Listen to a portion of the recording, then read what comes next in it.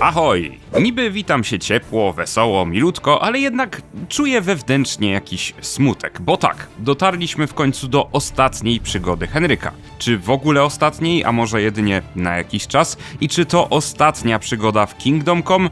No i przede wszystkim na czym polega ta przygoda?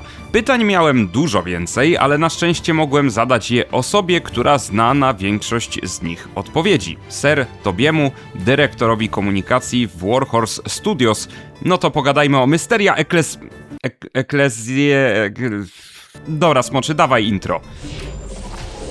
No właśnie, zacznijmy od właśnie tego, jak powinniście czytać nazwę tego DLC. Ja do tej pory jakoś sobie z tym nie radzę. How do you read the title? Mysteria Ecclesiae. No, Okay.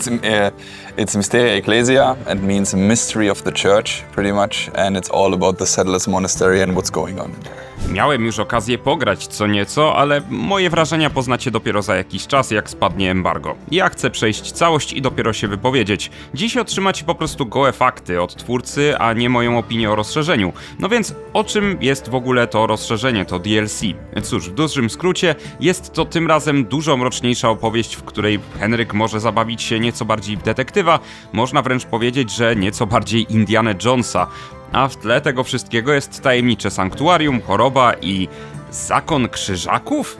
Well, I call it you're curing medieval COVID in a way. So you're being called to this monastery. There's some disease, some outbreak. You should find out why and who's involved, who's patient zero, why it spreads, how it spreads, and so on.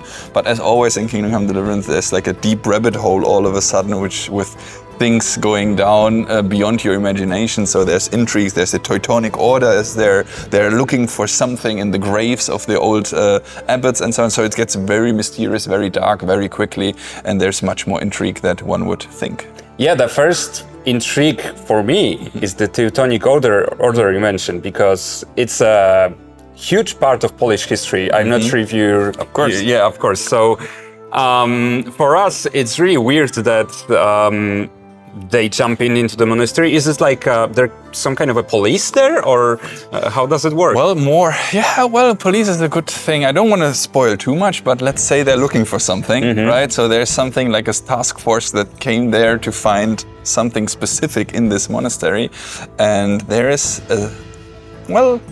let's say also that the Kingdom of Jerusalem is somehow involved in something, so it gets very interesting, and someone could say it has Indiana Jones vibes. Okay, so there could be some treasure, that's what you're saying, I think, okay.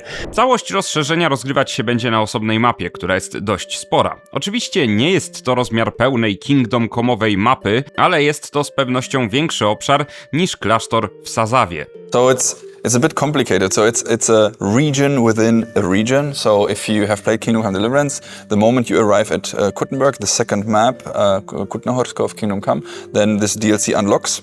And the Settlers Monastery is already on the map, so you could have seen it when you passed around Kuttenberg, but now you can actually enter it.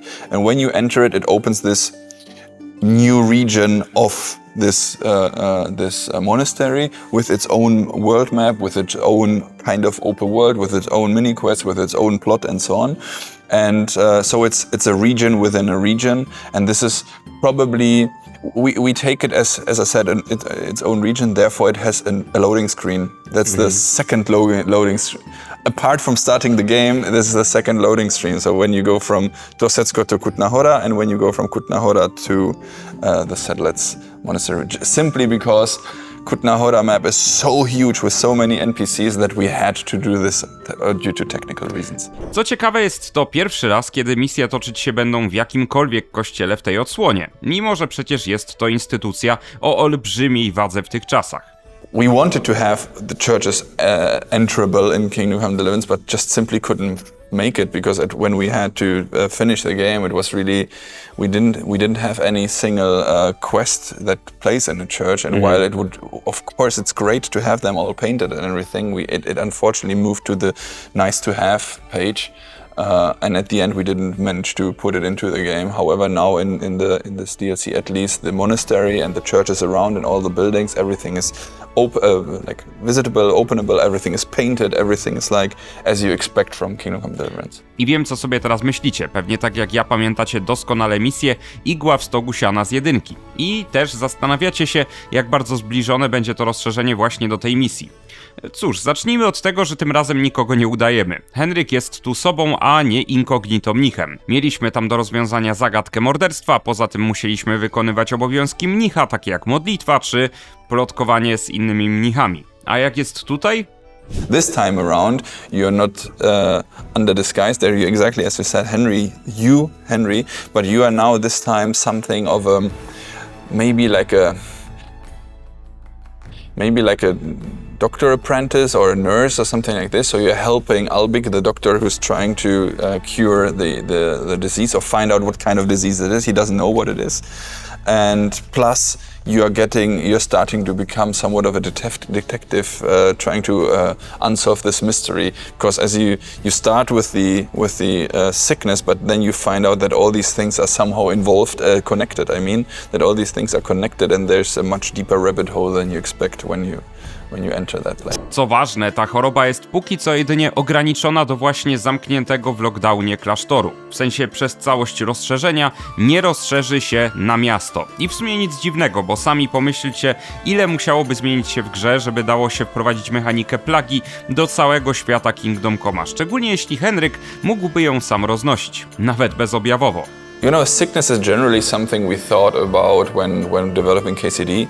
Even the first game, but then decided that is something that is much too complicated to have it on a global open world level. And you know how KCD works, when you do something it then spreads and it has consequences and so on, and we thought, hey, this is too much to chew for us, so at least we want to touch upon like this medical part in this DLC, at least a little bit. It's more alchemy focused than all the other stuff you had to do. It's not about alchemy, but alchemy plays a role there, of course, in KCD too, in this DLC, I mean. And but it stays within the monastery walls, and as a matter of fact, they are putting on a quarantine so that nothing gets out, nothing gets in. Okay, and is it comparable? Is it a real sickness, or is it comparable to some kind of a real sickness? Yeah, well, I call it medieval COVID. Yeah, but it's a made up sickness. But if you want to compare it to something, it's probably something like typhus. Okay, but it's a mixed up thing so that it fits. It's a mysterious sickness, right? Właśnie dlatego Tobi podkreślił również w trakcie rozmowy, że poza kościołem i okolicą żadnego nowego kontentu tu nie będzie. Jest tu po prostu za wiele zależności, za to w przestrzeni zdecydowanie nie zabraknie rzeczy do roboty. There's more things to do than just this simple task. Of course, there's several side quests. There's fighting arenas. There's again monks that are meeting in the cellar for late night gambling, and you can find out about them in a humorous way in the teaser. Maybe you haven't seen it already. Maybe you have seen it. It's not even in the teaser, so I will spoil it for you. Okay. Henry gets also new clothes and new outfits and new items and so on. And one of the clothes is something that looks like a ninja mask, but as a matter of fact, it's something like a disease mask or plague mask, something like this. So you can create this yourself. So there's cool stuff. Again, you can experience there. To, co mnie osobiście w tym momencie zaczęło zastanawiać, to czy Henryk może umrzeć od tej choroby, czy w ogóle się może zarazić i jaki wpływ będzie to miało na rozgrywkę czy misję. Absolutely. You cannot die from it, but you can get sick. It has a debuff. You then have to cure yourself. That's where I said the alchemy plays a role there. So you're doing actually some kind of medicine in a way, and yes, you can also get sick there. But you can, for instance, you cannot fail the DLC. So when you do something bad in the DLC, you get punished for that. But it's a monastery, you shouldn't kill anyone there unless you have to, right? So if you do like terrible crime, then you game over that DLC, but it will give you just a loading screen to say, hey, you shouldn't load. Because it should be at least in the parameters of what you are able to do inside the monastery, so that it all makes sense and is all plausible. If Henry gets sick, can he get out of the monastery?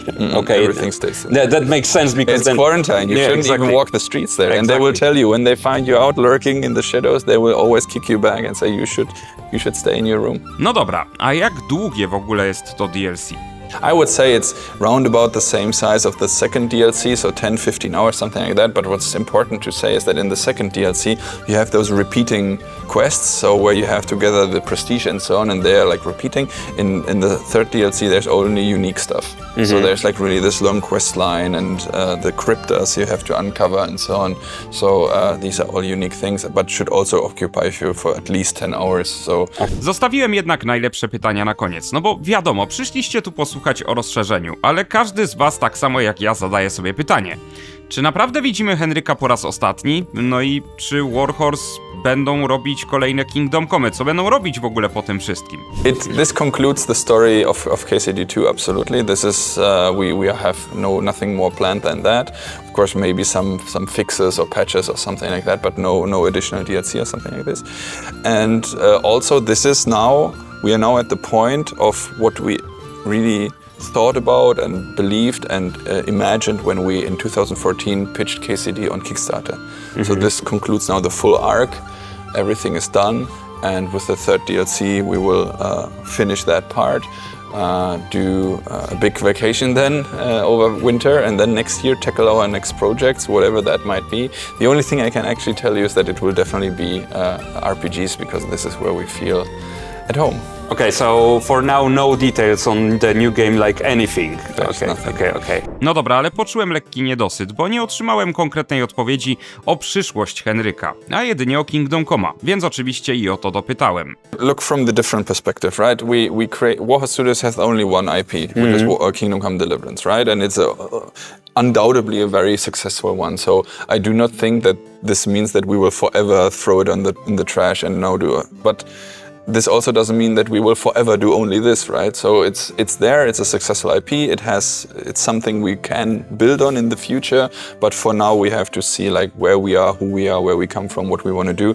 And there's also something in game development like fatigue. So if you do always the same thing over and over again, it can fatigue the team, and so you have to be clever about what to develop and how and when and so on. But of course people love KCD and Henry and so on, so it would be a shame to throw this all away forever. But you never know. I think also if you want to jump into the new IP, it will take some time to produce a new game. My guess is like 5 years maybe. You don't have to answer that because that's my guess. Yeah. But what I'm saying is, if Henry makes a comeback, it would be like in 10 years, so even the voice actor will be older and everyone will be older, so it's a totally different world. That's a philosophical question, right? Do you need to bring back the characters, or do you need to bring back that feeling, right? So you could do historical games or authentic games about some other period with new characters, or focus on some other stories or prequel or whatever, right? This is all possible, but as I said, this is for one, this is not for me to decide, and for the second thing, this is also nothing we are right now thinking of. Right now it's really DLC 3 and then prototyping of everything that we want to do or can do, but we are now 280-ish people, so we are like, we have to come up with something, of course, we don't want to stay idle. No dobra, mam nadzieję, że jak już mój syn będzie mieć z 10 lat, to Henryk w jakiś sposób, taki fajny sposób, powróci. Tymczasem zastanawiałem się jeszcze, czy nowe gry Warhorse będą toczyć się w Czechach, czy tym razem wyjadą gdzieś poza granicę. I don't think we have to limit ourselves. But this doesn't mean anything, right? It just means that we are right now putting the heads together, what is possible. But on the other hand, it is a huge advantage that we are in Czechia and talking about Czech stuff, because we can visit those places, right? And it would be probably a lot more difficult if we do, I don't know, Greece or whatever, right? So, but as I said, let's see. For now, DLC 3, and then next year, we are trying very hard to do this community first thing. So where we are trying to be really transparent as early as possible, but this is just too early. We have nothing to talk about. I to wszystko w dzisiejszym materiale. Dajcie znać w komentarzu, czy czekacie na Mysteria Ecclesiae.